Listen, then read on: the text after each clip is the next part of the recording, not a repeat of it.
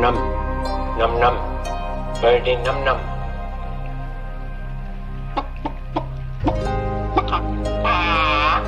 When I have understanding of computers, I shall be the supreme being. God isn't interested in technology. He knows nothing of the potential of the microchip or the silicon revolution. Look how he spends his time. 43 species of parrots. Nipples for men. Don't do that, Jesus Christ! You're gonna get me killed! Out of here! Oh, Billy. I have nipples, Greg. Could you milk me? Welcome, everybody. And yes, by the intro, I have nipples too. I don't know if you can milk me, Greg, but this is a world where men still have nipples and women still cannot show them on the internet. But what'd you expect? This is a Philip K. Dick world. These are Gnostic times, and this is the age of Hermes. So everything's a bit backward. But we fixed this here at Aeon Byte. So welcome, everybody, to AB Live on this Saturn day. Very excited about this show because this is pure red meat or manna from heaven when it comes to the topics of Gnosticism and other high weirdness. So it's always a pleasure to have Esoteric Eddie himself, Eduardo Cano, this time to discuss his book, Crystal Lattice Mind Illusion, Consciousness, and Exiting the Matrix. Eddie, thank you very much for coming on the show. Always awesome to have you. What's up? What's up? Glad to be back. Thank you for having me. Good, good. How you been? Pretty good, man. It's been almost like a year since I was on here last, something like that. But no, it's been good. It's been good. Just finished this book. I took the past 5 months to write it. It all kind of came very sudden. I didn't really have plans to write this book. It just kind of all happened in an instant. I saw it all in a flash and decided, you know what, this is the next book that I'm going to have to write. Yeah, it's ambitious, but man, you killed it. This was everything I could have hoped for and even more. A complete journey. And even when I put up the show, somebody wrote on Facebook, is there solutions? And I'm like, yes, there actually, it's not just we live in a simulation, MKUltra, it's okay, here's the plan, how we can get out and break down the matrix. So yeah, great work. And yeah, you've done a book on Lucifer, a book on the Anunnaki. This might be different, but like you said, sometimes the book chooses you. Like I tell people I'm writing a biography of Elvis Presley. All my life, that's the last thing I thought I would ever do with my life. It just happens, right? Yeah, absolutely. Books, yeah. And even Jung said, we don't have ideas, ideas have us. And for these, it just came to you, or would you say that maybe your spiritual practice and research has left your channels more open where you can hear higher forces saying, dude, you need to do this. Don't screw around with that. Yeah, well, I've always been a spiritually tapped in person, and so I've always had like these moments of revelation throughout my life. But I just finished writing the Anunnaki theorem last year, published that. I'm pretty sure I did a show with you about it. Yeah. And so I was kind of in this time period where I was deciding what I was going to do next. And actually, the book that I was planning on writing was going to be a book about Werner von Braun and his prophecies and the fake alien invasion and stuff like that. That's where I was going to go. But one day I was at work. I'm a plumber, and I was underneath a sink just fixing this sink. And I don't know, out of nowhere, I just had this flash. I just saw, the first thing I saw was the title, The Crystal Lattice Mind Illusion. I saw the title, and I just saw colors of light purple and pink, and then I just downloaded it all. I just knew exactly what the book was going to be about and everything, and so I just had to get to work and create it. Well, we're glad that happened. And with us too, we've got the Moondog Vance, the high priest of the porcelain gods. Vance, how are you? Oh, yeah, the porcelain gods. I'm fine. Trying to figure out what's real and what's not real today. So we will see. We will see. Yeah, it's all the first two lines of Bohemian Rhapsody. I've come to realize that's how it starts. Oh, yeah. I was wondering also, is Crystal Blue Persuasion have anything to do with this? No, not that I know of. Remember that? The Shondells or whoever it was. Awesome. Well, everybody's going into the chat room. Already a good crowd. Hope everybody's doing well. Somebody said salam alaikum. I said salam alaikum, and I hope I didn't butcher that. I hope I'm doing the greeting right. And if you have any questions, please super chat them, and we will definitely get to them. But Eddie has an amazing presentation. I've got some housekeeping things to mention, but we'll do that later. Other than that, I wanted to share not that I want to make it about me, but I do. But last week was last week was my birthday, and one of the listeners, Sean Radin, gave me this really cool gift, and you think, well, this is a stone. He got it in the Middle East while he was visiting the Qumran caves, the Dead Sea Scrolls, and he picked up this rock. He saw these 3 signs, and he gave me this. I'm very excited. I have a rock from the Dead Sea Scrolls. Of course, I've been rubbing it and know if Freddie or Jeannie have come out, so that's good. So, and it has 3 lines. We think, well, this might have been some scribe, but it also might have been Bishop Pike running over it with his tires or something. Maybe it was an eraser, that the scribes used when they made a mistake. You never know. There's always a story, but we romanticize and mythologize these things, and that's what gives us meaning and gives us magic. So very cool. All right. Well, Eddie, do you want to get started, or do you want to start with anything else? A preface? You let us know, man. You're the demiurge now. Absolutely. Yeah, just fixing my lighting real quick. So again, we're going to be going over my new book, The Crystal Lattice Mind Illusion, and it's already out on Amazon, or you can find it on my website at esotericeddie.com. And you can also find the free documentary version on my YouTube at Esoteric Eddie TV. But yeah, I got a full-on presentation, a lot of information. So we're going to be going through a lot of dense stuff. So I'll try my best to explain everything with the time that we have. But I'm ready to rock if you guys are. Yeah, no, you take your time. You take us on this journey as you see fit, man. It's a really good book, and it covers so much. It's spanning. It's an odyssey. So let's see. What happened to your presentation, man? Whoa. It's like the Matrix is like setting itself or something. Cool. So, can you guys see it now? Yeah, we can see it. Yeah. All right, let me just do a quick test here. Slideshow, play from start. All right. Yep, it looks good. We see it now. Cool. All right. Let's get into it. And Miguel or Vance, just let me know if you want me to close the screen for whatever reason. No, good, man. Sure. Okay, cool. Let's get into it. So, the Crystal Lattice Mind Illusion. We're going to be diving into consciousness, the subconscious, archetypes, the matrix, and the suppression of consciousness and how we can break out of this program. So I start the book off and the presentation with a quote from Carl Jung. And the quote is, as I read here verbatim, "The word archetype is thoroughly characteristic of the structural forms that underlie consciousness, as the crystal lattice underlies the crystallization process." So in other words, what Carl Jung was saying was, just like our physical world is actually comprised of smaller structures at the microcosm level, our entire reality, our mind, our consciousness is also comprised of smaller parts, codes, if you will.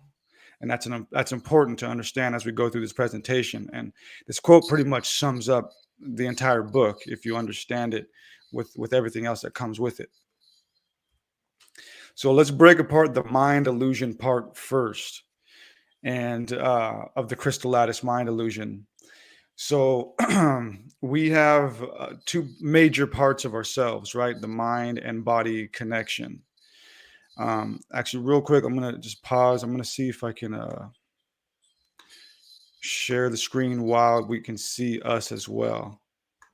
Yeah, the audience can see us. That's how it was. Yeah. You may not have, but yeah, they could see our faces on the left. Interesting. So now you gotta just add it again, or let me know, and I can change the format. I can make it just the screen. I can make it. Oh, okay, because on my end I can just see the presentation, but as long as you guys can see everybody else, I'm cool with that. Oh yeah, we're cool. We see our faces on the left, so all good, man. Cool. All right, so going back to this, so we have 2 major parts of ourselves, right? We have the body and the mind. But even those two major parts have smaller components.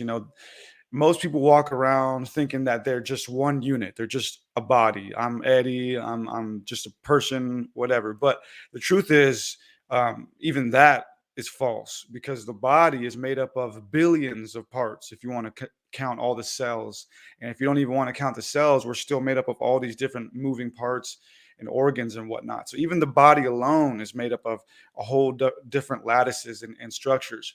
And the mind itself, as we see through this presentation, also has different facets to it. The mind isn't just one unit as well. And so with the mind and body connection, we have what is called central reality, or what I call central reality. And central reality is malleable. It can change. Central reality is controlled by basically the global institutions that govern our world.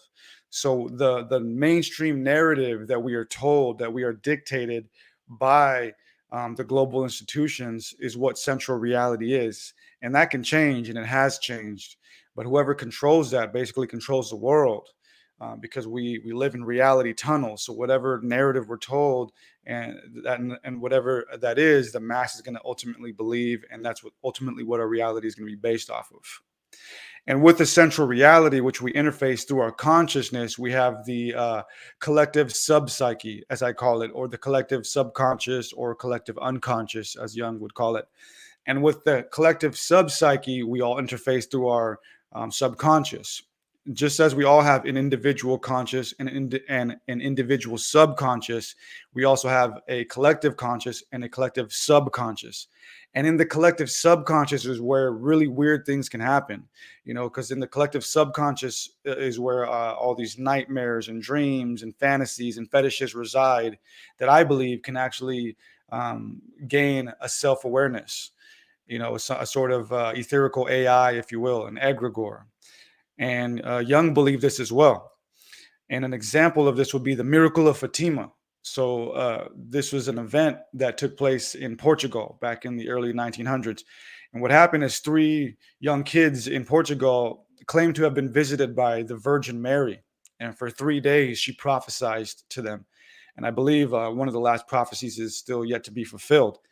And after those 3 days of these kids having been visited by the Virgin Mary, in 1917, 70,000 people in Portugal witnessed what they said was the sun dancing around in the sky and zigzagging back and forth, like to earth and back up into the sky. So to me and to Jung, this would be an example of the collective subpsyche breaking through into the collective conscious, the central reality. And this is possible in a group setting, and this is possible in an individual setting. And UFOs could be another example of this. Jung has a book that I love. It's titled Flying Saucers, A Modern Myth of Things Seen in the Skies. And he breaks down UFOs and what they might be from a psychoanalytical standpoint. And he believed that the modern occurrence of UFOs all began with the stresses of the world wars, World War I and II. And during these during these times, as the world was in war and an apocalypse, there was a lot of subconscious struggle. The world was seeing things they had never seen before at that time. So everybody was basically anticipating the end of the world, anticipating some messiah to be seen in the skies. And so this collective subpsyche distress was so powerful that it had to break through and project itself into the conscious world to come through, to send a message and tell us, that there's something going on in our deeper program that needs attention. And Jung believed that distress is what caused these UFOs to emanate and project forward. In other words, they were sort of hallucinations. And he also breaks down that the reason we saw them in the way that we did, being circular shapes, is because the circle has played an integral part in our subconscious for thousands of years, if not hundreds of thousands of years. The circle has always represented something divine. And he uses the mandala as an example of that. A mandala being an ancient circular sacred geometric symbol that represents, protection and divinity. And so the circle has always represented the unfathomable, the divinity that has no beginning and no end. So again, Jung believed that the UFOs that we were seeing from, the World War I and II and onward were basically projected from the collective sub-psyche because of the amount of distress worldwide that we were all experiencing at once. And that doesn't mean they're not real. It can mean that we are maybe calling them in from some other dimension through our sub-psyche, or it could mean that, they started off as thoughts and egregores, but have now gained self-awareness and are being empowered through the energy that we feed them. It's a whole nother topic, but the point being is that the collective sub-psyche has enough power to project things into our conscious world. I don't even want to think about the cigars. The cigars shaped UFOs. Yeah, he's got a whole section of it in the book where he talks about the cigars being influenced from, the phallic idea. Yeah, I figured. Yeah. The collective, or the collective Lewinsky, maybe call it that. Yeah. Oh man, so and archetypes, right? So archetypes are a part of that quote that I read in the beginning, and to Jung, archetypes were kind of like codes in a sense, and he believed that when we were born, whenever we're born or conceived, that we get a download of reality, and in that download of reality is the program of this reality, and in that program comes equipped the archetypes. Not just the major arcana, but also just the regular archetypes of what a tree is, what a bird is, what the ocean is. And as we see in this quote here on the screen from Jung, he believed, as I say here, the form of the world into which a person is born is already inborn in him as a virtual image. So in other words, as he was saying in that quote in the beginning, archetypes or all these physical objects that are around us are just downloaded programs, for us to experience. And this is, again, important to keep in mind as we go through this. And so to Jung, anything was an archetype, a tree, us even, and they were just codes embedded into the reality program. But of course, we have the major archetypes like a UFO. Again, a UFO is a major archetype. And as we go through distresses or certain existential crises, certain archetypes show up in our life. In ancient times, the archetype could have been, again, like the Virgin Mary or Jesus or an angel or something. As the subconscious goes through distress, it can project an archetype. And that's the reason being is because the subconscious is very powerful, and the subconscious is where the program resides. And Jung spoke about this again, saying that the subconscious is so powerful that, as I say in this quote, modern man still does not realize that he is entirely dependent on the cooperation of the unconscious, which can actually cut short the very next sentence he proposes to speak.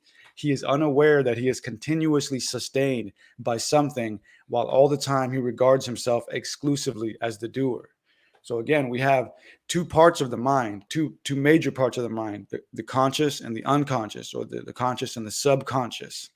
And in the subconscious is where the program resides. It's where the archetypes reside. It's where the reality tunnels are formulated first. And the subconscious is what I call the higher self. I think it is the self that is most connected to God. And I think that because the subconscious, as Jung just said in the previous quote, is the most liberated and free part of us. Our conscious mind depends on the subconscious. And the conscious program is dependent on the subconscious program. Or in other words, the conscious reality is dependent on the subconscious program. And archetypes, to me, in my definition, are projected into our reality when the human mind is triggered by cultural parameters equating to a figure or phenomenon. Example, darkness is scary, scary is evil, and the devil is the evilest being. Therefore, the devil is seen in the dark. This is an example of the sequence of how reality tunnels are formed.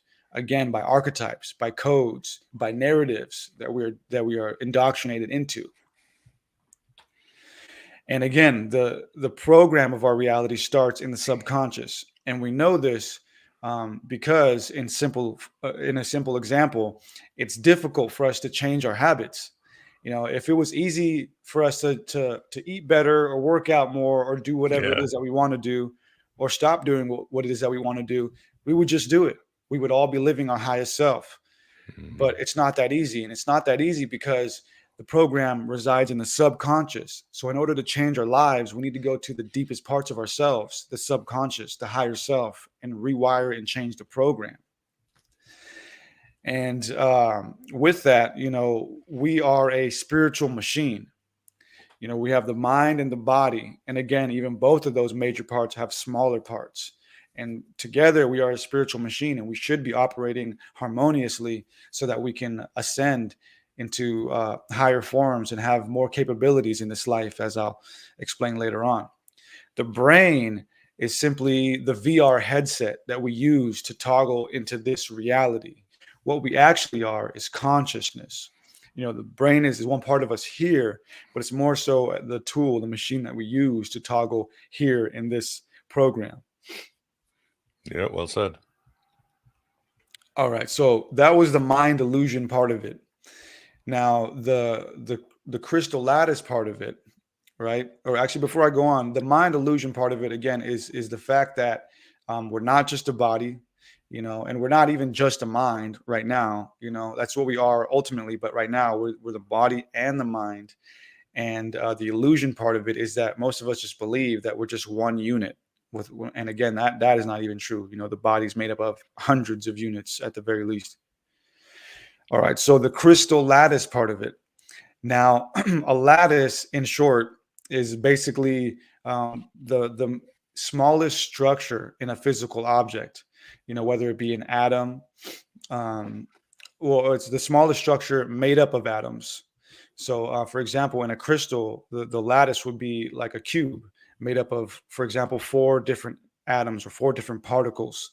So that's what a lattice is. The lattice is the smallest unit structure in a physical object. And so that could look like a cube. It could look like a triangle, whatever. But then the lattice structure is the fractalization of that smallest unit. So when you take that smallest unit and then multiply it and fractalize it, then it grows into what its final form is going to be, whether it's the physical crystal you hold in your hand or whether it's a human cell growing and fractalizing outward into a human body. So that's what a lattice is. And our entire reality, our entire physical world runs off of lattices. It runs off of smaller units that fractalize outward into bigger macrocosmic forms. And these lattices are codes, and they're runoff codes, they're runoff equations. And that's again apparent in the fractalized nature that we see around us. And in these fractalized equations around us is embedded, math is embedded in it. Math is basically the language of the universe. And so all around us are equations, numbers, and geometries. And these equations, numbers, and geometries are the codes, the lattices that our reality program runs off of. And this is apparent in the Fibonacci sequence. And again, the Fibonacci sequence was produced by Leonardo Fibonacci in his book, Liber Abacus. And in that book, he pretty much just posed this pretty cool math equation. And from that math equation, we got the Fibonacci sequence, which is basically a set of numbers, which are the summation of the previous 2 numbers. And out of that equation, we realized something interesting. That sequence of numbers, I think it starts off like 0, 0, 1, 3, 5, and then onward. That sequence is actually in nature. We see it in nature around us. And when we take that sequence and input it into a program, a growth program, we get these beautiful fractalized patterns that we see all around us in flower petals, in conch shells, in hurricanes, in universal spirals, and even the human fetus. The human fetus starts off as a little spiral. So the Fibonacci sequence was kind of a miraculous find. We realized that nature runs off of a similar code that produces these fractalized patterns. And that's also apparent in the golden ratio. The golden ratio, 1.618, is the ratio that the Fibonacci numbers harmonize to. And so the golden ratio can also be used to create very symmetrical and beautiful patterns. And we found that whoever designed us was using the golden ratio, in our limbs, in our body follows a very strict ratio and sequence and code. And so again, these codes, these equations are seen all around us in nature. Nature looks chaotic. It looks as if it's flowing and as if it's random. But that's the beautiful illusion of it. When you actually look at it, examine it, you find that all of nature is running off of lattices, equations, and codes, very specifically set. And another example of that would be the birthing process.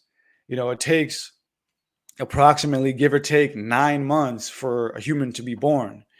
And we start off as a little circular egg, and that little circular egg splits off and becomes eventually what we are. And so again, that's just another example how in nature there are strict equations, strict set codes. The fact that it takes exactly 9 months, give or take, for us to be born should tell you that, we were designed this way. Something designed the code to run this way. And with that, we have DNA, right? DNA and cells, which would be the smallest unit structures of what a human is. And for hundreds of years, scientists believed that DNA was what caused cells to form. But we now know, or we are now at least challenging that and saying that, maybe it's not that way. And one of the people who challenged that was Rupert Sheldrake. So Rupert Sheldrake basically just realized that DNA comes equipped in the cell. So he realized that DNA is already equipped in the cell. So how can DNA be making the cell if it comes a part of the package? Right. So DNA simply activates or deactivates certain traits that the cell will carry on. But DNA is not the actual originator or creator of cells. And so Rupert Sheldrake came up with his own theory of morphogenetic fields. And he believed that there was an invisible field that was actually resonating cells into existence. And this isn't far-fetched. There are fields around us that we accept exist that we can't see. For example, the electromagnetic field. We know it's there, but we can't see it. And the same thing with Wi-Fi and all kinds of other things that we know exist, but we can't see. So he believed there was a field, the morphogenetic field, that was actually responsible for life buzzing and resonating into existence. And he likened that to cymatics, right? Cymatics is the science of putting water or sand on a sound plate and hitting it with certain frequencies. And as it gets hit with certain frequencies, the water or the sand forms into a beautiful geometric pattern. And every frequency causes it to shape into a different form. So he believed that the morphogenetic fields of resonance could beam or buzz in different types of life forms, different types of cells through its various resonating fields. And that's going to be important to keep in mind as we go through this. Again, so we have the physical world, but as we start to examine it at the quantum level, it gets less and less physical. And it appears as if the whole entire physical world around us is buzzing in from a seemingly nothingness. Everything is coming out of nothing, but that nothingness, as we'll see, is actually the infinity, the higher dimension. And so with the DNA and cells and the biological life, we have the 4 fundamental forces of nature, as mainstream science puts it forth. The 4 fundamental forces of nature are the electromagnetic force, responsible for those 2, of course. And then we have the strong and nuclear force. The strong nuclear force is what holds things together. It's what holds atoms and particles together. And then we have the weak nuclear force, which basically allows for decay or for particles to transition, which gives us emissions or exhaust, change. And we have gravity, which is still theoretical. We haven't been able to detect gravity, a gravity wave. We've only been able to detect its effects. But nonetheless, we have gravity. And gravity is just not just about, things being heavier than others. Gravity is what causes everything to move. Gravity sets the clockwork of our universe in motion, which is important because with the motion of the celestial objects, whether we're on a flat earth or not, whether you believe that or not, the celestial objects are still moving. And because they move, we have seasons. And because we have seasons, we have circadian rhythms in our bodies. And circadian rhythms, they influence our sleeping patterns, which influence our waking and sleeping consciousness. So gravity is responsible for the clockwork of nature. Mm-hmm. And with those four forces, we have the hypothetical fifth force that scientists have been looking for close to 200 years. They believe that there's a fifth force that unites them all, that stretches in between all of them, that could be used as an internet or a fuel source if we were able to find it. And some scientists believe they have found it over the years. An example of that would be the X-17 particle that was found recently, I think a year or two ago, by a particle accelerating laboratory in Hungary known as Atomkai. And they believe that this X-17 particle, which was invisible to us before they had found it, is responsible for dark matter and maybe the fifth force and stuff like that. Wow. And that's also what the guys and gals at CERN have been trying to do as well, is trying to find that underlying fifth force, that underlying force that unifies all things throughout the universe. And as we'll go through this presentation, we'll start to realize that fifth force might actually be consciousness. Now, Karl Pribram, who was a brain scientist, a neuroscientist with over 200 publications and several books on the anatomy of the body, the brain, and the mind, started off thinking that the mind was produced by the brain, but later on, towards the end of his career, realized that the mind was antecedent or was precedent to the brain. In other words, the mind was separate from the brain. Mm-hmm. And he realized that and also wrote it into his theory known as the holonomic brain theory. And basically, he realized after studying holograms and how they work that our brain and mind work in a similar way that holograms do. And holograms basically work through a set of mirrors, lasers, and photosensitive plates. And when the photosensitive plate is hit with a laser, the hologram is projected. And so he believed that our reality worked in the same way. And in the analogy, basically, our brain is the photosensitive plate holding all the information, and our mind is the laser. And when our mind hits the brain, or when our consciousness gets input into the brain from wherever it comes from, then our reality is projected. That's how this is kind of working. That's what he concluded.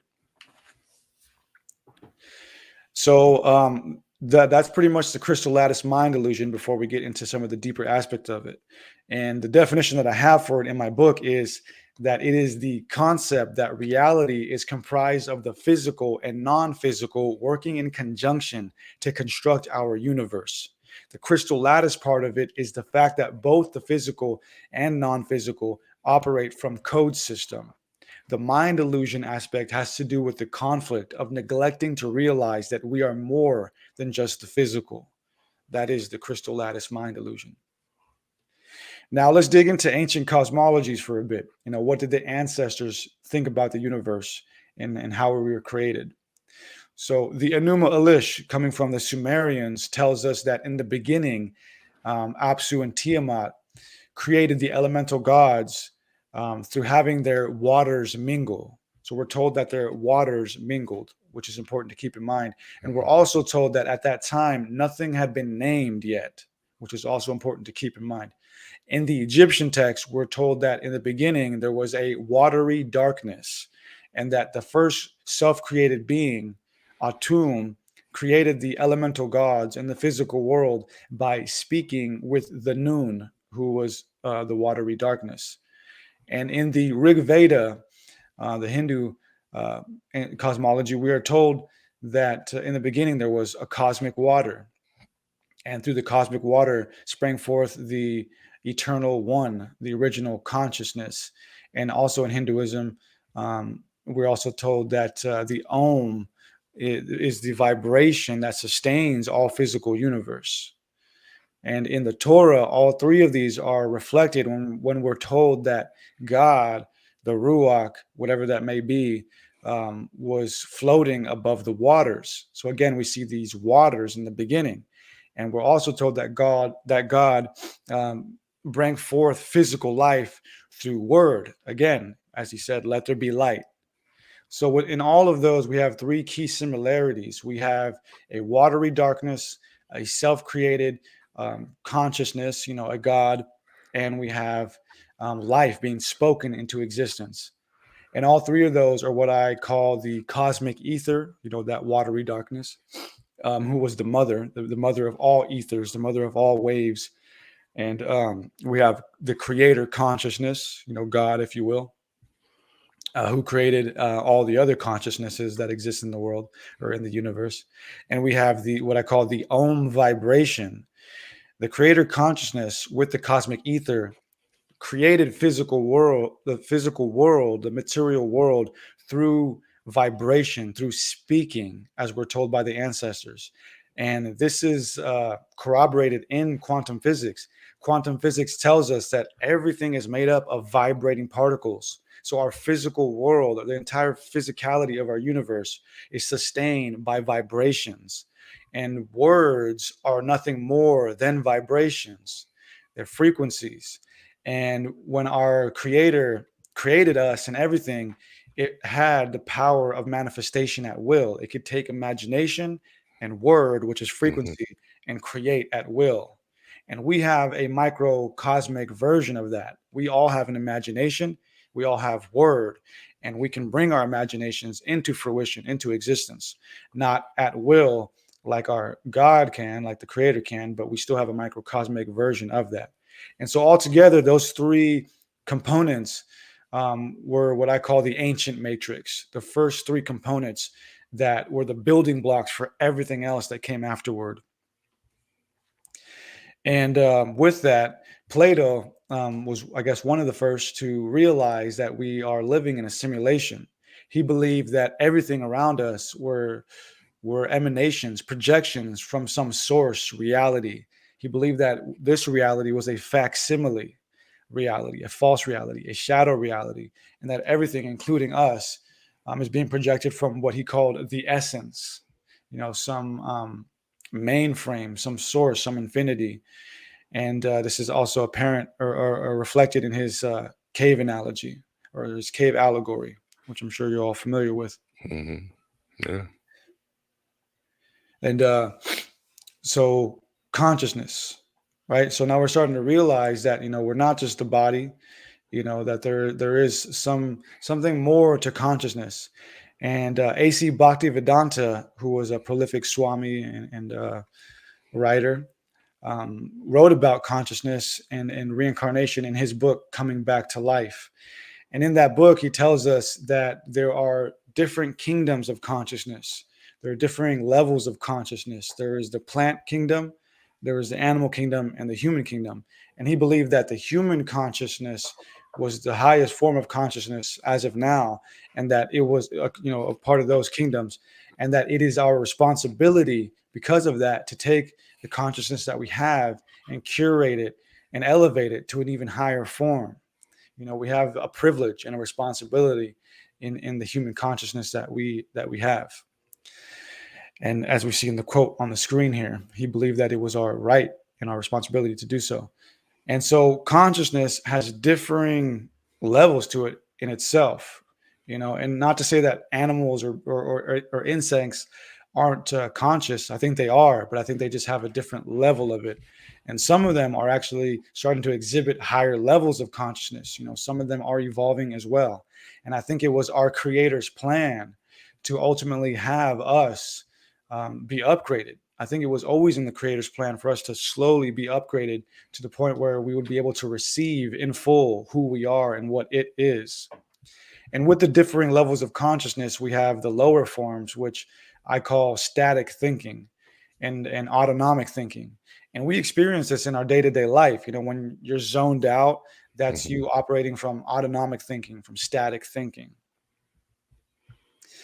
And our ancestors, our hominid ancestors, I believe, weren't always conscious in the way that we are. And anthropologists would agree with this as well. And again, I think that's because our creator had it in its plan for us to slowly evolve to the point, and not really evolve, but upgrade more so. Because as we see through studying evolution, consciousness was an enigma. It wasn't created because of evolution. The body went through evolution, but the mind was almost like just input randomly into us, it seems. And some pieces of evidence of that would be the fact that our modern skeletal system, that of the Homo sapiens sapiens, which is what we are now, is only about 100,000 years old. So the human being that we are today, the Homo sapiens sapiens, as they call us, is only about 100,000 years old. Prior to that, we were a whole different creature. But the consciousness that we have today, that we're familiar with, is only about 50,000 years old, according to anthropologists. And so somewhere, something happened that caused us to think in this abstract and self-aware way that we have. And most anthropologists would say that was due to language.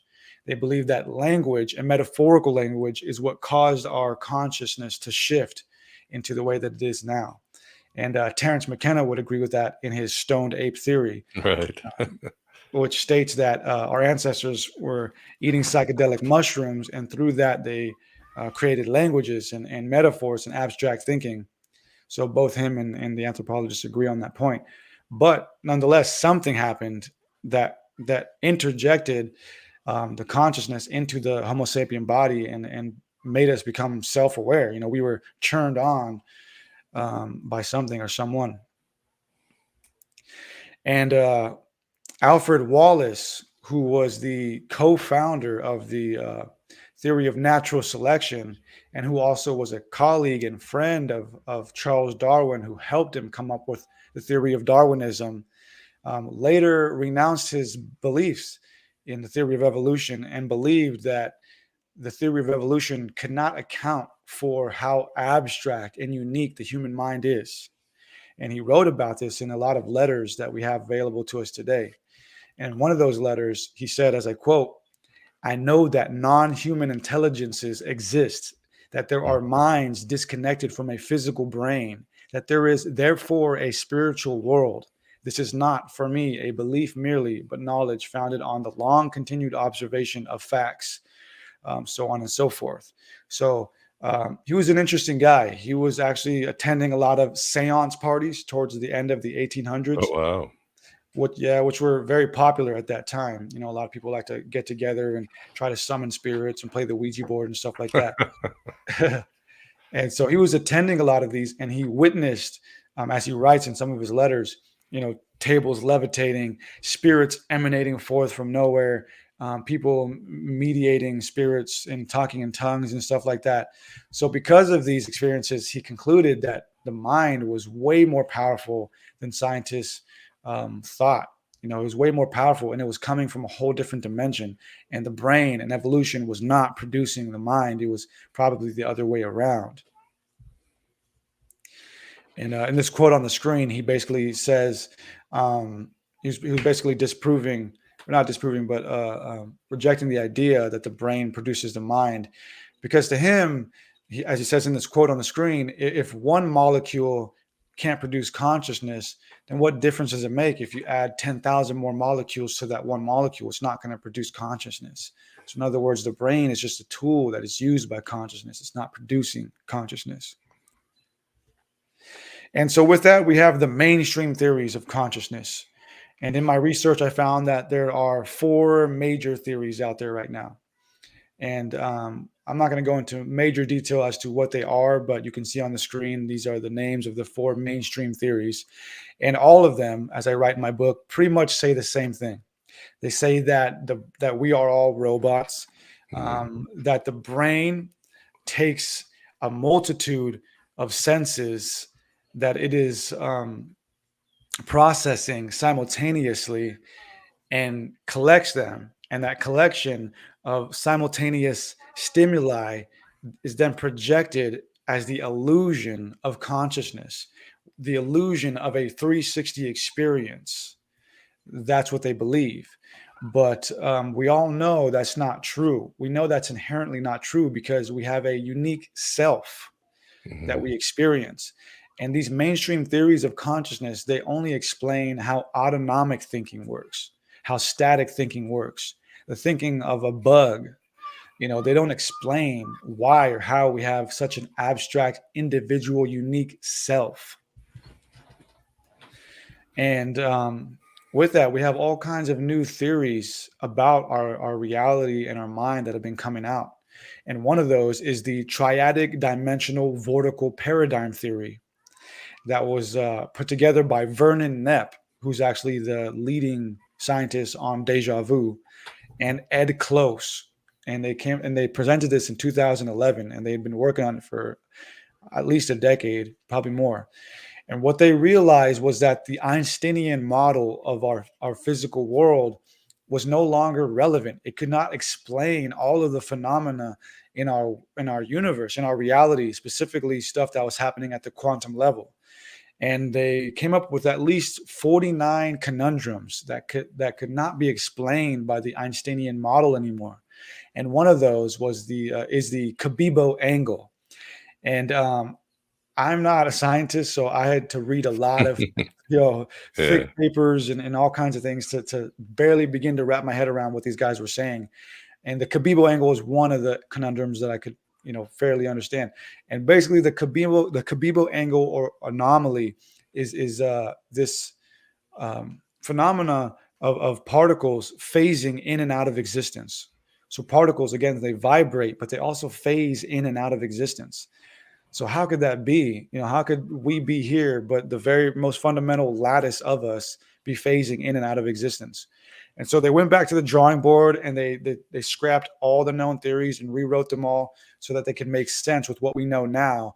And they concluded that we live in 9 dimensions. That we live in 9 dimensions, but those 9 dimensions are encased in an infinite dimension. And they also concluded that all of those dimensions are interconnected to the infinite dimension by what they called the gimel.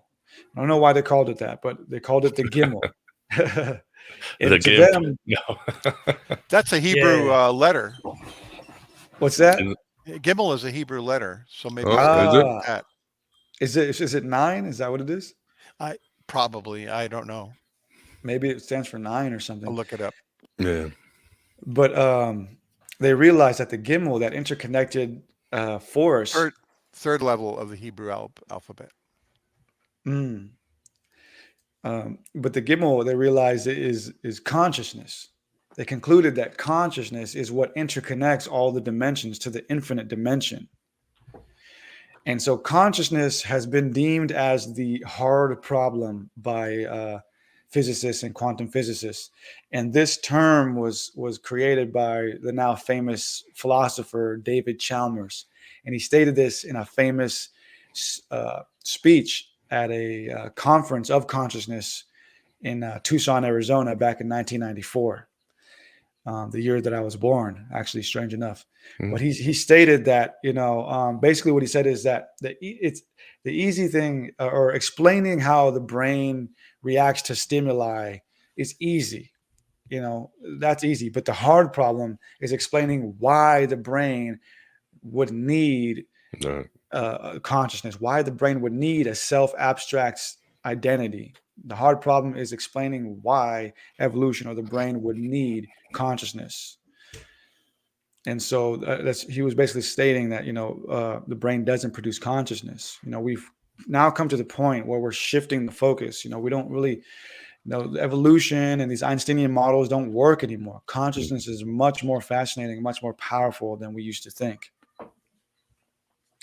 And so we have the 2 minds, as I've been stating, right? We have the 2 major parts of us, the body and the mind, but the mind itself has 2 parts, the conscious and subconscious, which plays an integral role in how we interface into this program, how we're suppressed in the program, and how we can ascend the program.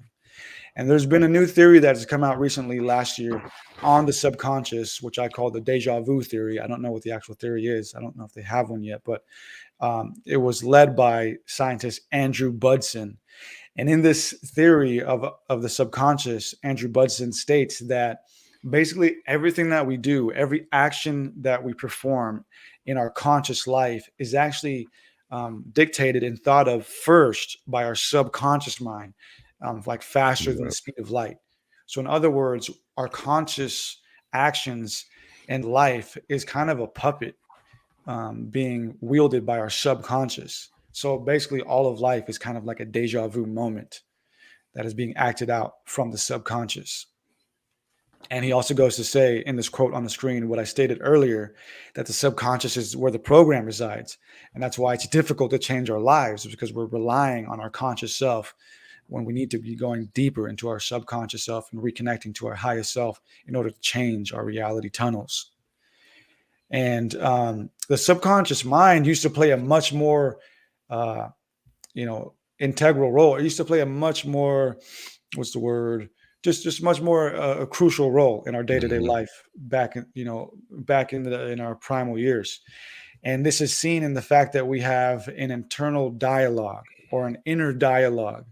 And what's interesting is that only half of the population has an inner dialogue. Really? Yeah. No, I didn't know. Wow. Yeah, it's very weird, very strange. So apparently only half of us actually hear our voice in our head. So I have one. I have a voice in my head, sometimes multiple, but not everybody thinks in that way, which is strange. And the inner dialogue, the study of the inner dialogue kind of started in the 1930s with Russian psychologist Lev Vygotsky. And he realized that we had the inner dialogue. Well, he knew we had the inner dialogue, but he realized that it probably played a much more important role, back in our development as humans, because he realized that children, they utilize their inner dialogue much more than we do externally. If you watch kids, you realize that they speak to themselves and they say what they're going to do. Like, I'm going to walk over here. I'm doing this or whatever. They speak their inner dialogue outward. And as we grow, it kind of just suppresses and just goes back inward.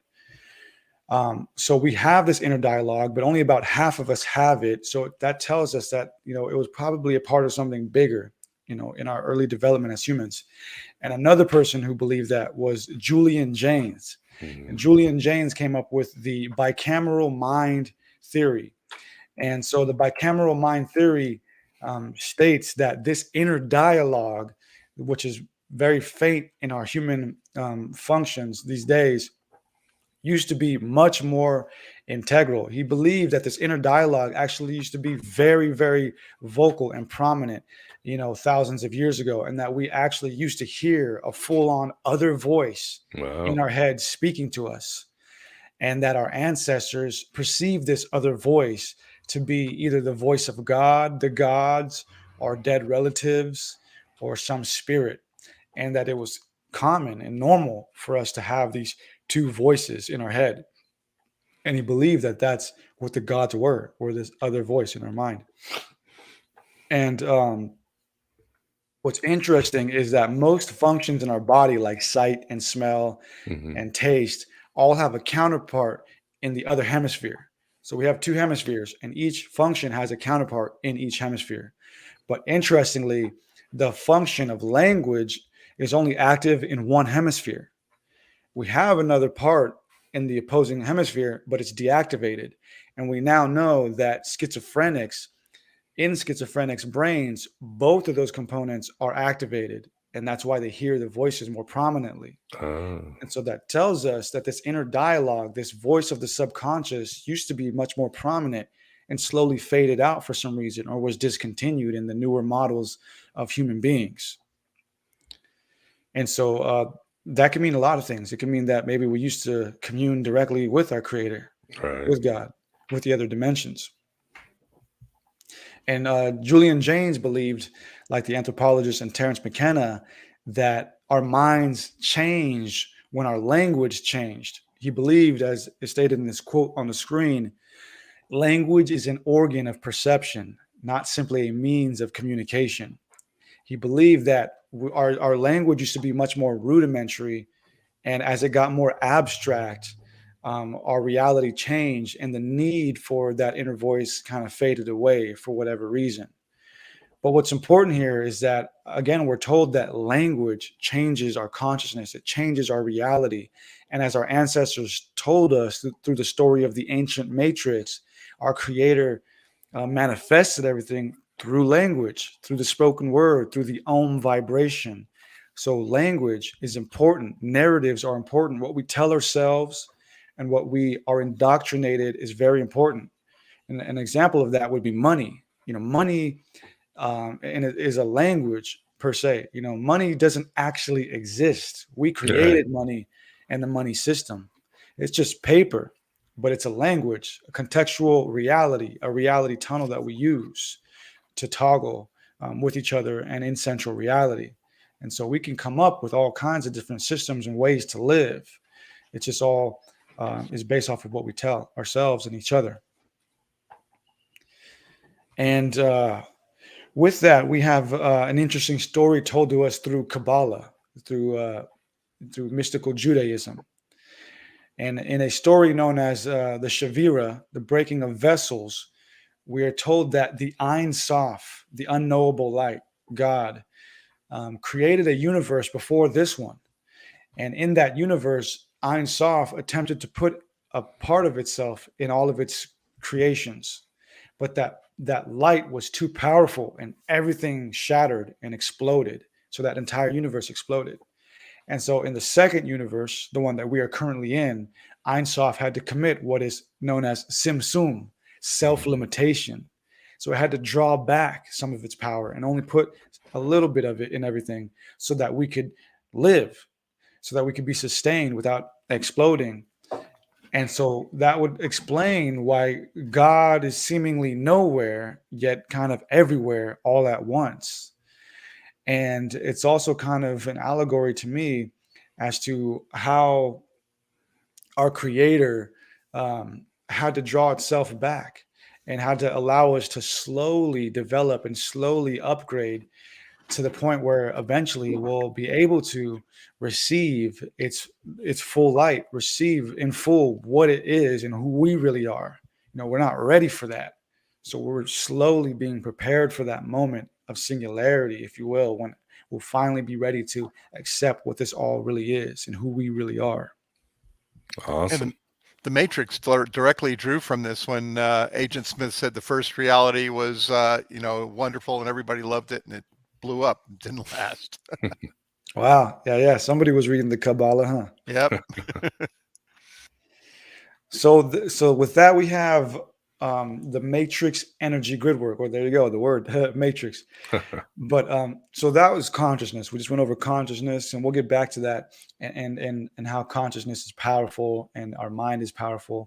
But we also have the physical world around us, right? This actual reality we live in. And this physical world that we live in is sustained and operates from the matrix energy grid work, as I call it in the book. And the matrix energy grid work is comprised of the four forces, the four fundamental forces that we went over, and the theoretical fifth force, the unified field, which, as we're now starting to realize, is consciousness, which is consciousness. And the matrix energy grid work, I believe, our creator gave to us to eventually tap into so that we can become powerful and capable of some awesome things. And we're starting to see with all these UFO videos and UFO disclosure that it's possible, because these UFOs that we've been witnessing for centuries or even thousands of years have seemingly found a way to tap into the matrix energy grid work. They've been able to tap into the etheric forces that exist around us and use them as energy fuel sources. And the matrix energy grid work expands all throughout the universe. It's a sea of information. It's a sea of energy and ether. And if we were to be able to tap into that, it would be like building a boat that runs off of water. So as it sails through the water, it is continuously energized by the water that it sails through. And the quote that I have on the screen here is a quote from one of the Navy pilots who witnessed that famous Tic Tac video that was all over the news. And as he was saying, whatever it was defying the laws of gravity. But we've known about this and we've been studying this secretly, the governments at least, and the military industrial complex. They've been studying this since at least the 50s. And the study of anti-gravity and the matrix energy grid work all goes back to, again, the 50s and starts with George S. Trimble. George S. Trimble was the founder of RIAS, the Research Institute for Advanced Study. And in the 50s, he put together a team of some of the nation's leading scientists to study anti-gravity. And this is still reflected in a New York Herald Tribune article in 1956 that you can go find.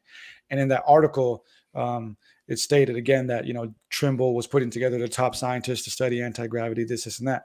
But the interesting thing is that RIAS eventually merged into what is now the famous Lockheed Martin back in 1995. And Lockheed Martin is the now infamous institute or company that's behind a lot of like strange UFO reverse engineering projects and stuff like that. And Ben Rich, who was a former head of Lockheed Martin, is the guy who famously stated that we now have the technology to bring ET back home. And Harry Skunkworks. Reid, He was the head of Skunkworks. Absolutely, Skunkworks is a branch of Lockheed Martin. Right. Yeah, and still exists. Yep. Harry Reid, former senator and Democratic leader, also believed that Lockheed Martin had a crashed UFO or alien craft in its possession, and was adamant about that and would publicly state that on multiple occasions.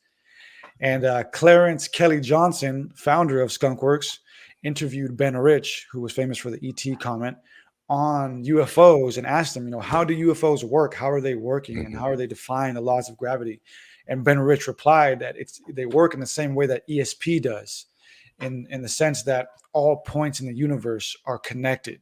So there's a unified field that connects everything in the universe. And that's how these UFOs are defying the laws of gravity. And so scientists, again, have been trying to find what this unified field is, what this fifth force is. And we're starting to realize that unified field is consciousness itself. And this has been studied by the military industrial complex, again, since the 50s at least.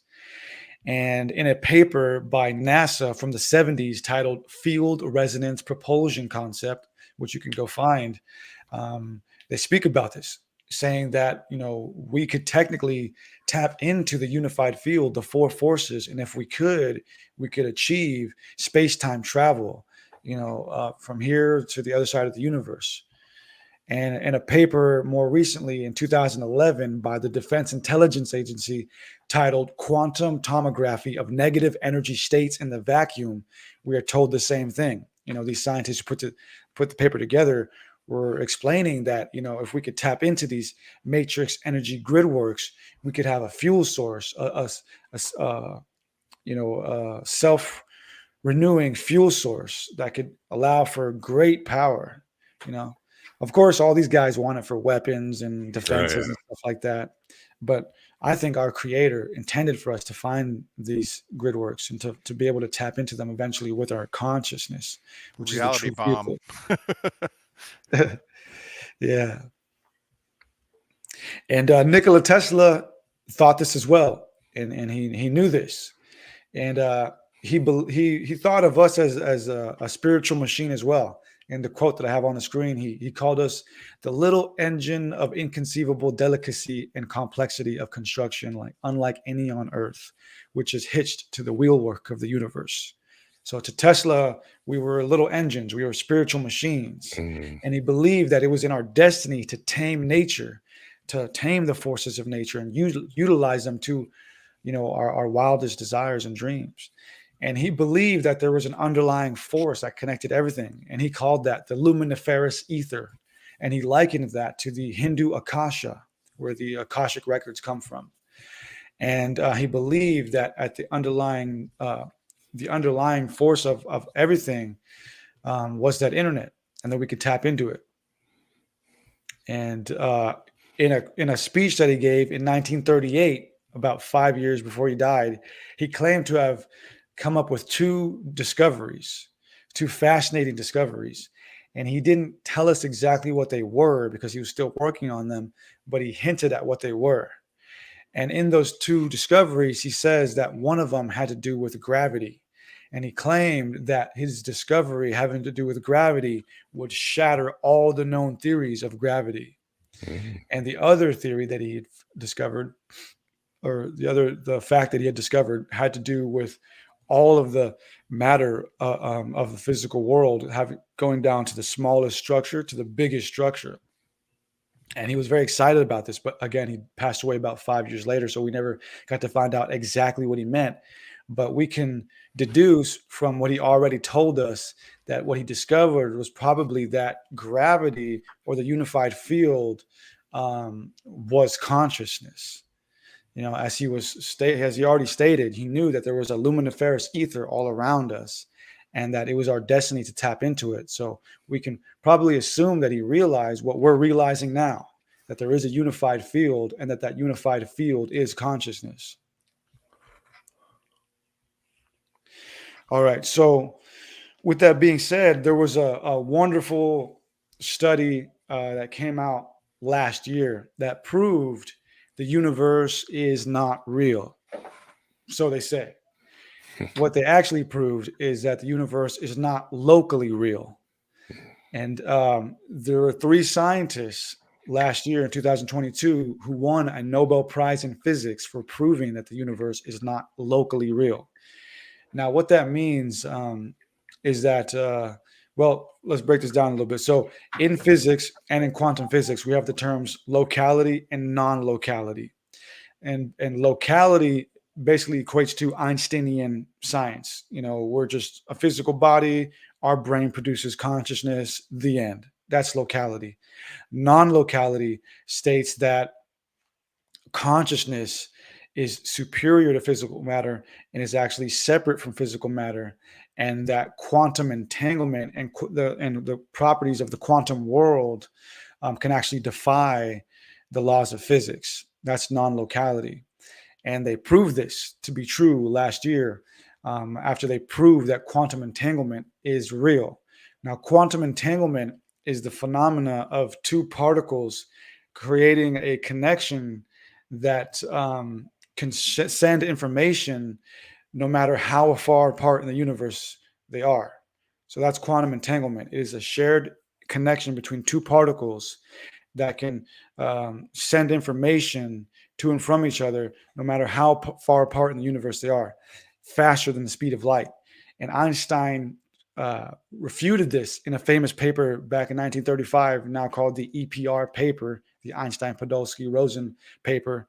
He refuted this and stated that quantum entanglement is impossible, and he famously called it spooky action at a distance. Smartest guy in the world. I don't know why he chose to call it that, but we all make mistakes, right? Yes, but last year, these 3 scientists who I speak about in my book finally proved that quantum entanglement is real. It is possible, which opens up the discussion for so many other things. Quantum entanglement theoretically means that telepathy is real, telekinesis could be real, teleportation could be real at some point, as long as we keep harnessing this science and uncovering it. Really, is what we're doing, is uncovering it. Again, I think our creator designed this to be so, and wants us to uncover this, and wants us to upgrade eventually. And Jacobo Grimberg was another scientist who realized this too, actually back in the 70s. And I have a documentary on him on my YouTube channel if you want to check it out. Jacobo Grimberg was a scientist from Mexico who studied in America, who founded a couple institutes in Mexico that studied consciousness in the brain and the mind. And he did an experiment back in the 70s or 80s where he had 2 people meditate together, basically trying to recreate quantum entanglement. He had 2 people meditate together face to face for 20 minutes. And after they meditated together, he separated them in 2 rooms. And he had one person wear an EEG, and that person who had the EEG was flashed with light. And as they were being flashed with light, the EEG was picking up the brain patterns. And one person was being flashed with lights, and another person had the EEG on.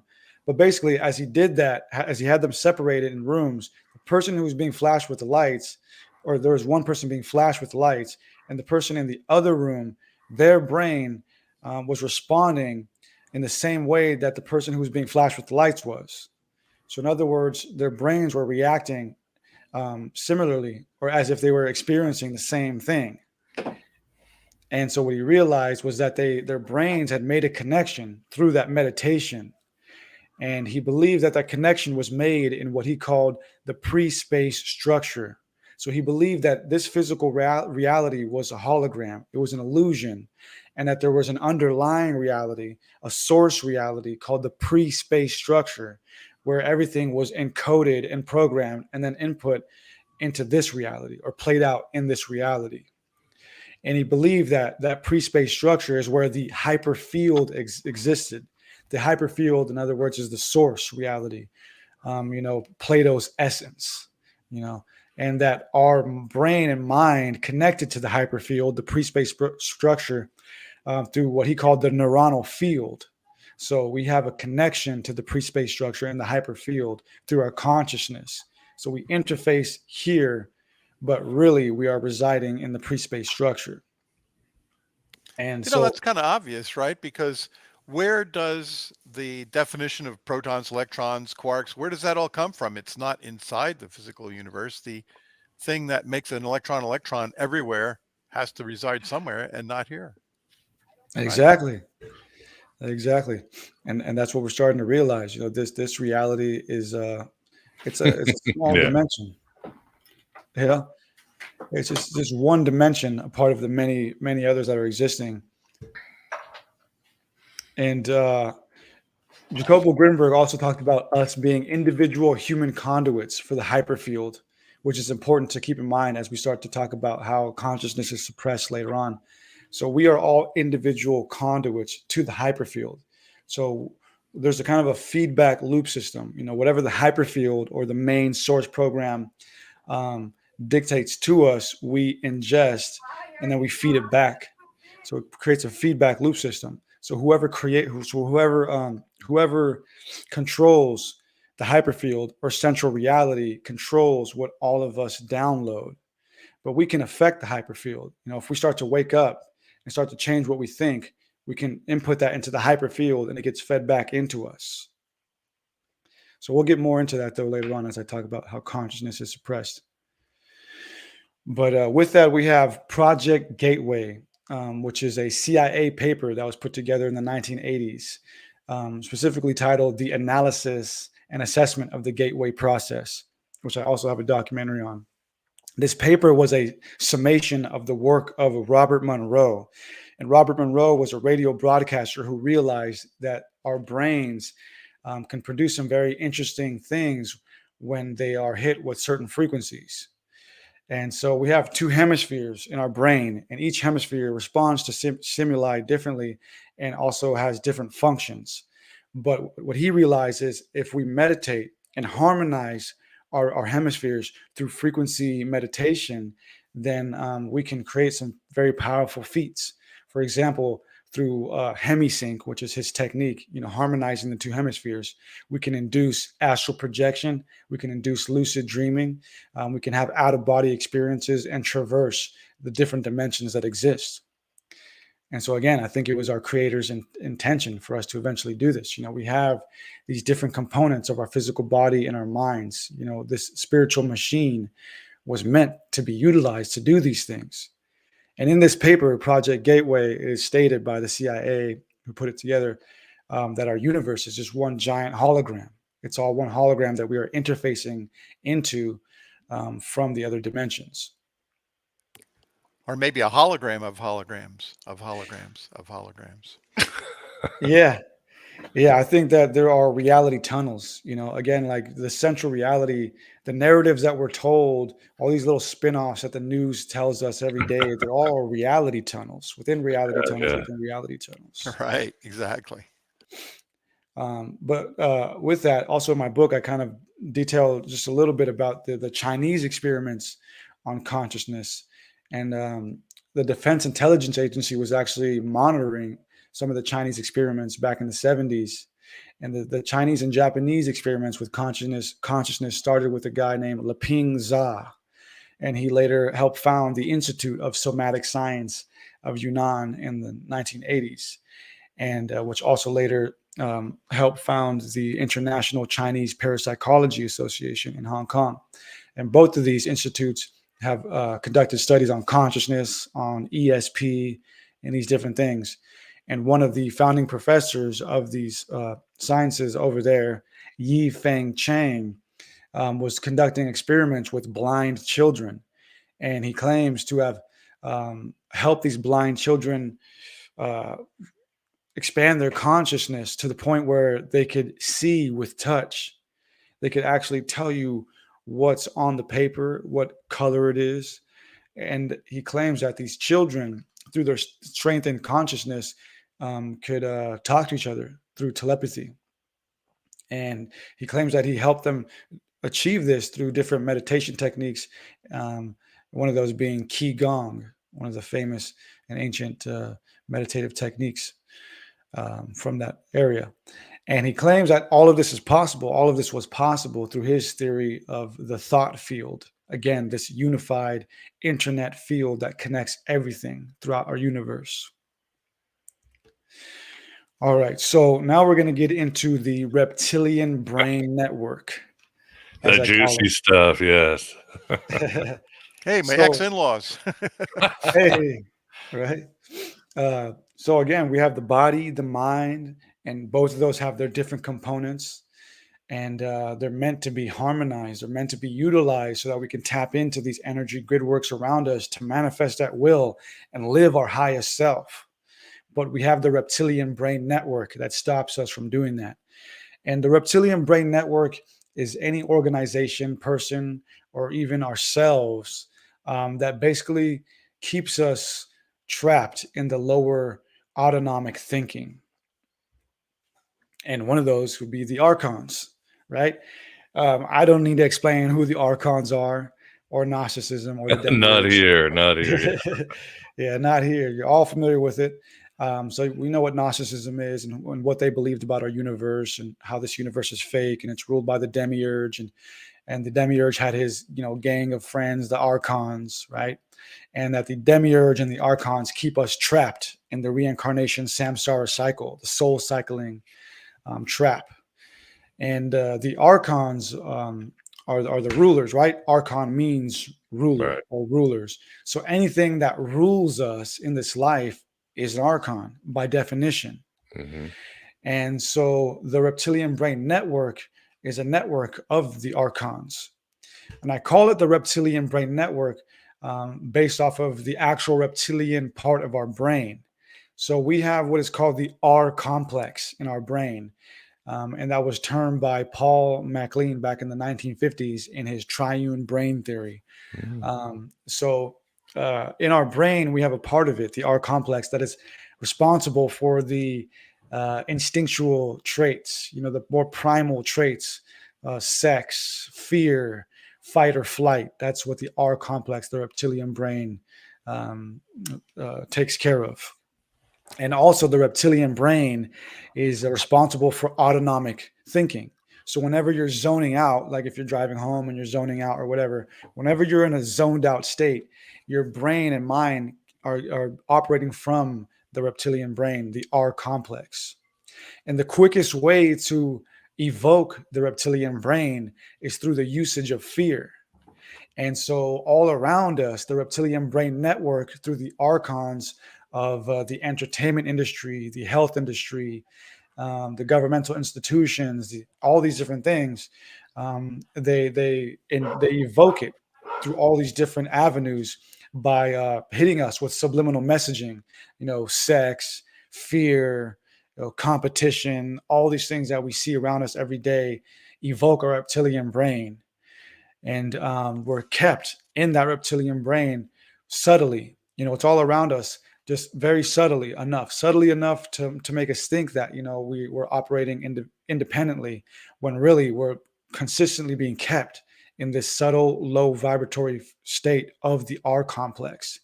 And whenever we're stuck in the R complex, that autonomic thinking, We're not operating on higher levels. We're not ascending as our creator intended us to do so. Now, on the screen, I also have a couple bullet points having to do with Edward Bernays, who, again, was the father of public relations, who later on admitted in his book, Propaganda, that he was employed by the government to institute subliminal messaging to shape and shift the consciousness of the mass. And he stated that, yeah, this is very true, and it's used by our governments all the time. And the TV networks do this. And all of the TV networks today are all bought out and owned by about 6 major companies. And this is a blueprint that was followed from J.P. Morgan, who bought out all the major newspapers back in the day. And I have a documentary on my channel that covers all of that in more detail, titled The Committee of 300. So in that documentary, I detail the globalist philosophy and how it started with Cecil Rhodes and ended up all the way with Klaus Schwab in the World Economic Forum. So in that documentary, I detailed, how these guys went from taking us from an agricultural independent society to a now globalist interlocked network. But anyways, all of that is a part of the reptilian brain network that keeps us stuck in the archonic, low vibratory existence. When we're fed low quality reality, we lead a low quality existence. Mm-hmm. And depression is another arm of the reptilian brain network. Depression is vast nowadays. 10% of Americans are depressed, clinically depressed. And since 2020, there's been a 25% increase worldwide in depression. And what we're realizing now is that depression is not just an emotion. When you go watch a movie and you get sad, that's an emotion. But we now realize that depression is is a part of what we call global states of consciousness. Mm-hmm. A global state of consciousness is a state of consciousness that alters your entire body and mind. An example of that would be a coma. When you're in a coma, you're in a global state of consciousness. Your entire body and mind are affected. And we're now realizing that depression is a global state of consciousness. When a person is depressed, their entire body, their entire anatomy and mind is altered and is now operating from a lower form. And so when you're depressed, it's almost as if you're walking around asleep. You're not able to operate on these higher levels. And so depression is an unseen force. We know it's real. We can see its effects, but it's an unseen force that grips our lives. And again, anything that rules us by definition is an archon. So by definition, depression is another archon. It's an archon. It's a part of the reptilian brain network. And all around us, depression is evoked by, again, the health industry that is corrupt, the entertainment industry, social media, all these different things. And in that CIA paper that I mentioned earlier, we're told in that paper that there exists lower vibratory energies, lower energy entities in these different dimensions. So that paper admits that these archons actually exist. Oh, yeah. Now with that, sure, life can be terrible. It's riddled with these different archons and all these things that are suppressing us on a day-to-day basis. But I think our creator intended for us to struggle, and I believe that because it's apparent in nature. And I think that nature is God's direct expression. If you want to know what God thinks or expects of us, then all you have to do is examine nature, because nature is God's direct expression. And in nature, we see that God expects us to struggle. God expects us to evolve, upgrade, become better. And again, it goes back to that story of the Ein Sof and the breaking of vessels. God had to draw itself back so that we could exist and so that we could slowly upgrade to the point where we will be ready to receive who we really are and what it really is. And in Eric Newman's book, The Origin and History of Consciousness from 1970, he also stated this. saying that, we have the privilege of having this higher form of consciousness, this self-realizing consciousness, and we need to, attend to that, nurture it. And so the more we use our mind, the closer we'll get to that point that our Creator intended for us.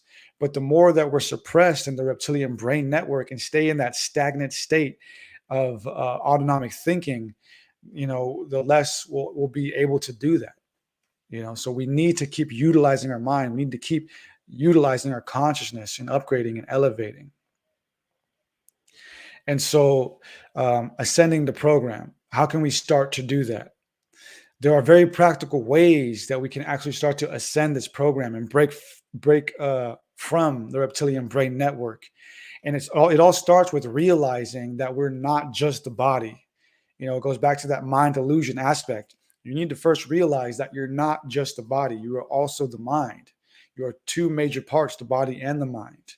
You need to start with that. And then it gets deeper and deeper with the different functions of the body and the deeper functions of the mind. So it all starts with that. We need to harmonize the connection. We need to harmonize the connection between the mind and the body, which right now for most people is completely unharmonized and just running rampant. And one way we can start to harmonize the mind and body connection is through meditation. Just as Robert Monroe taught us through his hemisync techniques that are still available today. Actually, he has an institute, I believe, in Colorado that still teaches his techniques. So it starts with harmonizing the mind and the body. And we can do that through different meditation techniques. Some are better for other people or whatever. But it starts with sitting down and blocking out all these distractions and getting back into nature and getting back into yourself and simply listening to what's going on within you, meditating. It starts with that. And then slowly it starts with some more rigorous practices of actually eating healthy, actually thinking healthy, actually being healthy. And so Kundalini meditation is one example of this. It's one technique that can be used to do this. And Kundalini meditation has been going on for thousands of years. And in this meditation, we are taught about the Kundalini Shakti, the coiled serpent that resides at the base of our spine or right above our sexual organs, near the sacrum. And that coiled serpent is meant to be activated through the Kundalini meditation. And we're told by the ancients, when we properly activate the Kundalini Shakti, it'll extend outward throughout our body, through our spine system, and shoot through the crown chakra. And this is just a beautiful descriptive way of explaining it. We've now realized that what the ancients were trying to explain to us is that through meditative techniques of tapping into our body's operations, we can activate the healing properties that exist within us. For example, we have what is called the cerebral spinal fluid. We have a fluid channel that runs from our sacrum, the bottom of our spine, all the way up to our brain, around our brain, in our brain, and back downward.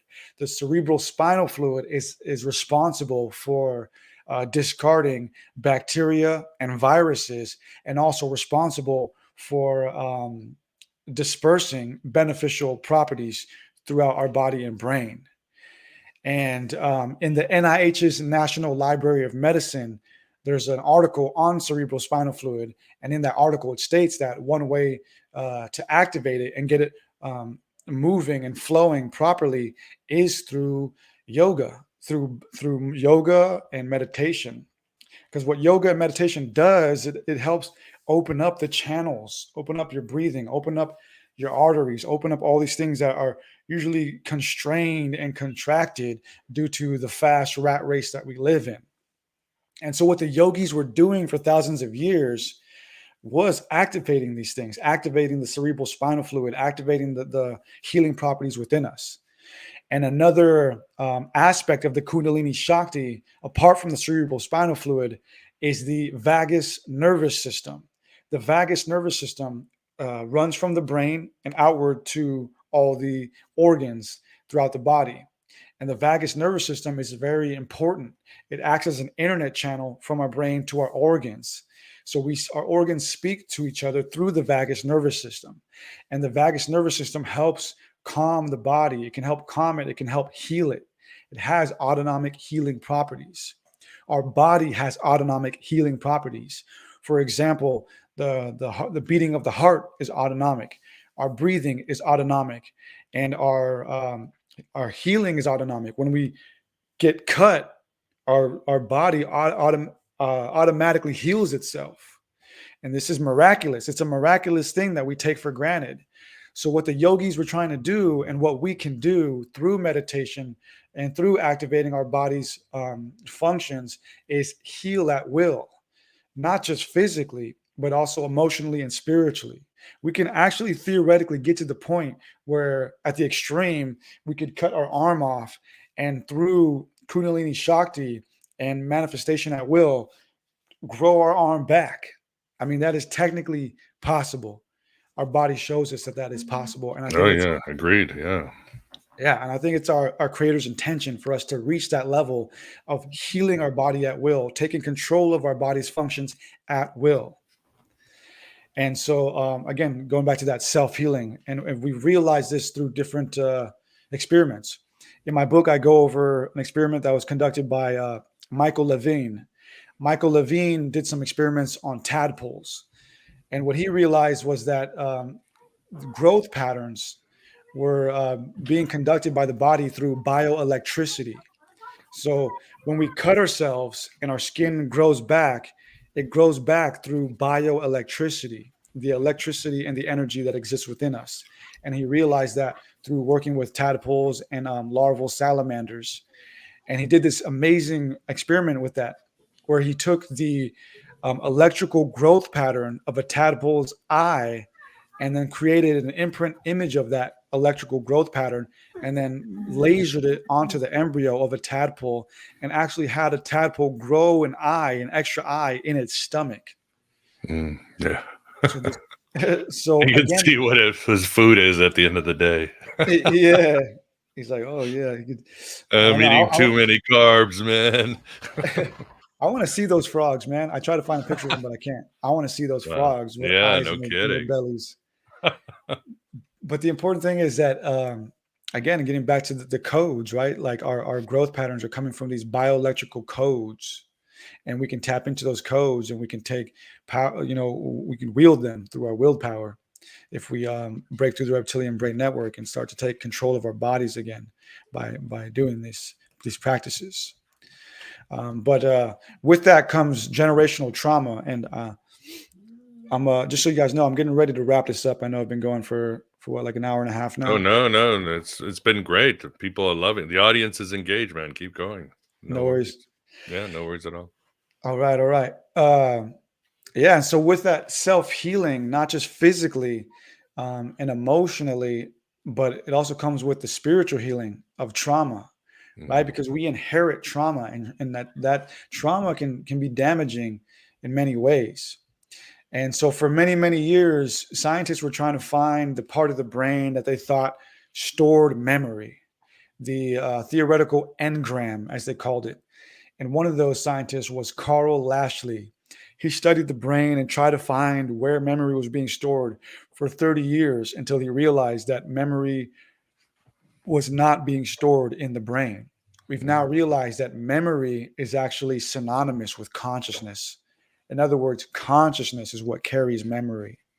And this gets back to Rupert Sheldrake's idea of the morphogenetic fields, the resonant field that is responsible for buzzing in and resonating cellular life, all physical life. And so if that is consciousness, right? If consciousness is that unified field that underlies everything and actually creates physical life, then with consciousness comes memories, and with the memories can come trauma. And we've realized through the metamorphosis of a butterfly as well that our memories and our minds can carry on after death. Because through the metamorphosis of a butterfly, the caterpillar is actually liquefied and broken down almost entirely in the cocoon. And as it crystallizes and forms into the butterfly, we've realized through experiments that it can actually retain memories that it had as a caterpillar, even after almost completely liquefying and breaking down. So that tells us that memory, consciousness, is not a physical phenomenon, but it's the other way around. And this is important, right? Because we pass on our traumas and stuff like that through our generations, and there could be collective conscious memories, collective subconscious traumas that we're passing on. And the reptilian brain network that keeps us trapped in this samsara cycle is passing on the collective subpsyche traumas and programs. And I go into more detail in my book about epigenetics and like the 100th monkey theory and stuff like that. But basically what we know is that traumas can be passed on through generations. And one professor, an example, Isabel Mansui, was doing experiments on this with mice. And what she realized is that when she deliberately traumatized mice, that traumatization could carry on to 2 or 3 generations, and that she would see that reenacted or reflected in their behaviors and in their health and stuff like that. But when she reversed it and treated the mice with like utmost respect and gave them beautiful lives and all this and that as well was carried on into the other generations, and that these other generations of mice experience greater health, longer lifespans, and stuff like that. And Bruce Lipton, who was a cell biologist, he also realized that genetics was not a physical thing, but that genetics, specifically, trauma in the genetics, was in behavior patterns that were coming from genetics, were being passed on through the consciousness, through the memories, through the collective conscious experiences that humans were having. And so again, memories is not a physical thing. Memories are a etherical conscious thing that get passed on through different lives and through different generations. And so we need to start healing ourselves physically, mentally, and emotionally, so that we can help ourselves, but so that we can also help pass on that vibratory energy onto the next generation. So as their birth through the morphogenetic fields, their programs inherit the beautiful and strengthened and heightened frequencies that we've obtained for them. And so with that, we have the famous quote, we're not human beings having a spiritual experience, but we're spiritual beings having a human experience. And that was told to us by Pierre Teilhard de Chardin, who I also have a documentary on. He was an interesting guy. He was actually a Jesuit mystic, really interesting dude. But he believed in this as well. He believed that there was a collective mind, and that through the collective mind, things can get passed on. Memories, collective programs can get passed on. But he also believed that through the individuation of consciousness, the self-realization that the yogis taught about, we could transcend death. Because what happens is as we die, as we transition, if we're not powerful enough in our self-realization, if we're not powerful enough in our consciousness, then it simply gets recycled back into the samsara cycle. And that's also part of the reason maybe why the reptilian brain network wants us to conform so much and not individuate. But in other words, the more we individuate, the more we tap into ourselves and our consciousness and build that connection with our minds, the easier it will be for us to transition after death. It's the same as going to sleep and falling into a dream. When you fall asleep and you go into a dream, you're not really thinking about, you're trying to stay awake through that process. You kind of just fall asleep, go to the dream. And when we're in that dream, a lot of times we forget who we are. We forget that we're even alive in this life here. It's the same thing. When we die, we just simply forget all of this because we haven't gone through the process of strengthening our mind and staying conscious through that entire process. But it is possible.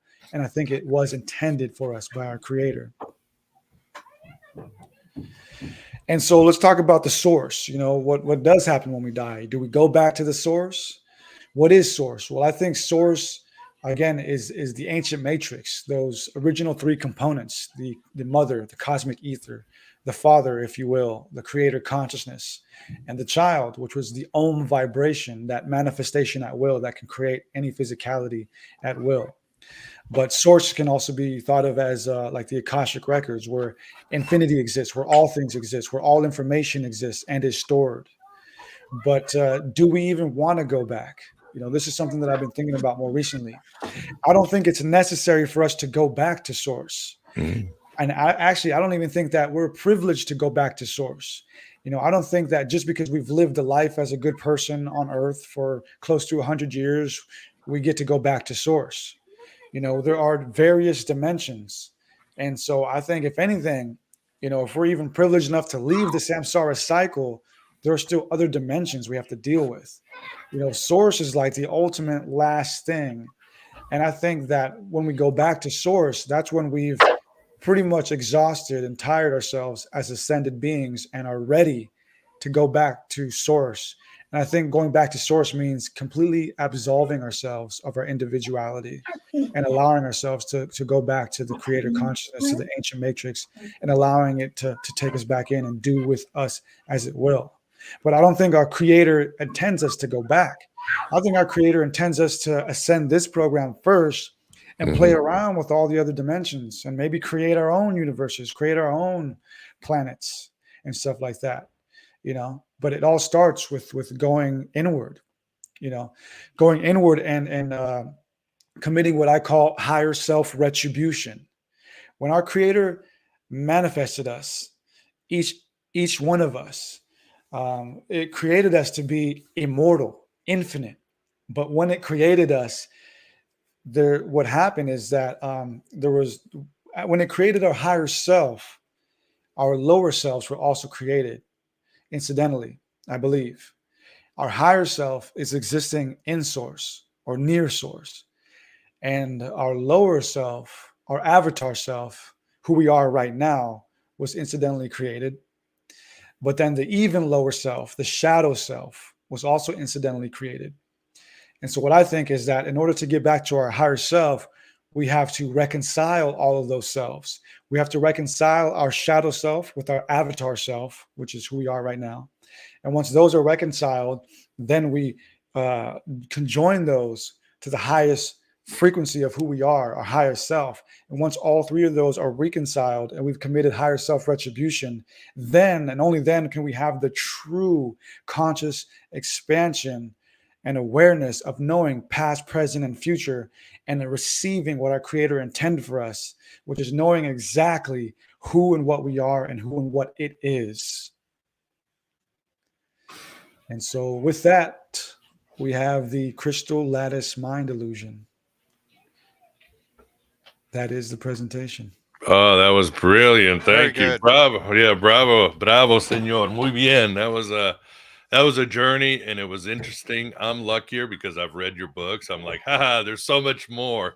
This is a sliver of your gnosis. So yeah, check out his book. Great presentation. I'll have, of course, the book and the show notes, all that, with the version here, and tomorrow and Domingo, Sunday with the audio version. But yeah, this is we didn't lose any audience. The audience just grew as the live show went. So good job, Eddie. It's amazing. So yeah, if you don't mind, want to take a few questions. Yeah. For those of you in the audience, super chat them. This is your chance to understand about consciousness and the archon. So while you catch your breath, Eddie, I'm going to do a quick housekeeping thing, and we'll go to the audience super chats, or if Vance has a question. Again, I'm lucky because I've read the book, so I know there's so much more that you address, but it's just good stuff. So I just wanted to address, what are you doing, window? Chrome tab? I don't want a Chrome tab. Yes, reminder everybody that we do have the Astronosis presentation. We are accepting vendors or sponsors for a table, or if you want to be mentioned in the show. So this is your chance, whatever product, book, or art, or if you're a company, that we can get your stuff in front of a very engaged audience during the conference, or thousands of people when we do a Aeon Byte live show or pre-recorded. So keep that in mind. And a reminder, it's June 23rd, 24th in the Theosophical Society, Wheaton, just outside of Chicago. the very nice suburbs of Chicago, and the place is very nice. The campus is the energy, the spirituality, the library is something out of it's almost out of the Library of Alexandria. So we will be having that. So check it out. Here are some of our guests, top notch, discussing archons and other things Gnostic, including Professor April DeConnick, Richard Smoley, Sarah Elkhaldi, Mitch Horowitz, Chris Knows, James True, Steven Snyder. Here are some of the topics for you. April will be discussing archons and how they relate to politics. Richard Smoley will be talking about archons and how they relate to human cognitive structures. Mitch Horowitz will talk about the archons of materialism, the reductive archons that Eddie definitely touched upon, those who want to whittle things down into lifeless atoms and molecules, which is not what the universe is. Chris Knowles will talk about his transdimensional archons, those ultra-terrestrials of John Keel and Charles Fort, and he's going to go even beyond that for some very intense revelations and new data. James True will be talking about his ideas on Egypt and ancient technology. Steven Snyder will be talking about 1974, the year the archons reveal the Time War. So this is also big, brand new research that Steven Snyder. We will be having a discussion panel, some workshops, and maybe some extra speakers as things go. So check it out. And if you're interested, become a vendor, buy tickets. And again, I will have this information on the show notes. So join Astronosis, meet the archons. All right. Well, that was my housekeeping. Vance, questions are from the audience? Yeah, we'll start with the audience. Astrox Foundation, otherwise known as Anon, wanted to know, how does the pleroma and the monad fit into the matrix lattice or beyond it? What's up? What's up? Thank you for the question. Well, the monad, right? The one, I think it's interesting how all of our ancestors came up with the same conclusion, that there was this watery darkness, or there was this etheric field, which could be the pleroma as well. And then through that was created the one consciousness, which to the Egyptians was the Atum, which to the Gnostics was the monad. So they all came to the same conclusion. And so I have to assume that that's probably what it is. That's probably what we're dealing with, some etheric pleroma, or as I call cosmic ether, and that one consciousness, who is not male or female per se, but can emanate itself at any point, anywhere, as whatever archetype it chooses to be. Okay. I was wondering if you thought that perhaps one of the reasons the mind needs consciousness is for forethought. In other words, we model the universe, right? Let's say animals model the universe and they kind of live within it. But human beings seem to be able to model the universe and then model themselves within the universe in their mind, and then navigate the future, so to speak, or possible futures. What do you think of that idea? Yeah, actually, I could agree with that. Actually, when I was doing my studies for this book, I don't know if I put this in the book or not, but one of the leading theories for why the human brain evolved consciousness was for exactly what you just stated, was for memory, for remembering things, and also language and symbols is the same reason. As our ancestors, our caveman ancestors or whatever, as they evolved, they needed like real time feedback looping memory. Like, oh, I remember that forest. I saw a jaguar there. Let's not go there. Right. So, in fact, agree with that. Yeah, you mentioned feedback. What do you think of the idea that the universe is built, and consciousness itself is built on feedback? In other words, the one what we can't imagine models itself in a way we can't imagine it, and then it plays with itself, and then that models itself, and then the two models look at each other and model each other, and then it goes on and on like a fractal, right? Like the Mandelbrot set. Yeah. I forgot who it was. It was Schrodinger. Yeah, Schrodinger. I put this in the book too. Schrodinger said that, there's only one mind in the universe. And so really, we're all just fractals of the one creator consciousness, that one mind, as they say, experiencing itself in all these different perceptions. So in that sense, it's kind of sad. Like he's just a lonely dude who's just like playing with his imaginary dolls. Exactly. But I think we've gained our right to self-awareness at this point, you know, and I think it intends for us to continue self-realizing for whatever that means. Of course, if we are this, you know, part of this particular instantiation of the great fractal of the all, then the all was always entitled to itself and what it wanted to do. Oh yeah. Right. Indeed, So, yeah. And I love your solutions, Eddie. I have pretty much for years embraced those solutions because it just seemed logical. And from going from a rapid cycler or manic depressive, I've become a podcaster. Well, I've moved up in life, but you know what I mean? I'm functional. Yeah. And it's all been that. Yeah. Inner journey, self-knowledge, meditation. Like you said, pick your meditation. There's hundreds of techniques and one will fit your personality or your lifestyle or anything. And there's all these things that you've mentioned are extremely helpful. So I think that's Absolutely. And it will work. Things will get better. Yeah, they do. And it's kind of crazy because all of this happened at a very, very specific time for me, you know, writing this book. I just came back from Texas. I was out there for like 2 weeks at this spiritual retreat.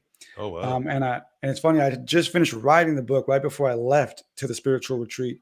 And at the spiritual retreat, I learned a lot of new techniques, like breathwork techniques, meditation techniques, and stuff like that. And I've meditated before throughout my life, but I never really started to take it serious until after I started writing this book. So it's almost as if the creator is you know, upgrading me even, you know, or getting me ready for some bigger purpose. Oh yeah, that's the other thing. We all have a purpose and a way of being part of the Tikkun Olam. And it's not up to our egos as much as we want it, but we all have a purpose to follow, to do something. Sophia's rescue operation, lifting up the veil, just making the world better. And again, it just comes with self-knowledge. So yeah, absolutely. Good deal. You know, I hate to do this, but we're gonna have to cut it short. I just looked. I forgot I've got the cable man coming, the Wi-Fi repairman, because our Wi-Fi has been just it's been a disaster. Luckily, it works, so I called him to come fix it. So he's gonna turn it off. Needless to say, any second now. So awesome. Well, yeah, we better wrap it up. Again, I will have the show notes on Eddie's here and everywhere else, your YouTube channel, all your very good documentaries. Love that recent video defending Baphomet. Said he's not evil. That was good. I follow your stuff. Oh, the thanks. books, the audio version will be out tomorrow. I'll have the links. I will have the link to the Astro Gnosis event. And yeah, and if people want to reach out to you through your YouTube channel, if they want to talk to you. Yeah. You can find me on Instagram at Esoteric Eddie, or you can watch all my documentaries and videos on YouTube at Esoteric Eddie TV. You can go to my website for pretty much everything else, esotericeddie.com. And yeah, thank you, everybody, and thanks, Vance and Miguel. Oh, it's been great. I always love what you come up with. It's always good. So, Vance, thank you for being with us in the simulation. Hopefully, those, the tentacle monsters didn't get back to you over there. The sentinels or whatever they're called. Yeah. Oh yeah, Eddie, it was great. Very, very solid. Very solid. I was with you all the way there. Yeah. Well, for those of you in the chat and everything, great questions. Sorry we have to cut it short. Great comments, and thanks for keeping us company. Have a good weekend. As it was, the dog's barking for the cable guy, for the Wi-Fi guy. Yeah, write your own gospel, live your own myth, and we'll talk to everybody soon. Take care. Take care, everybody.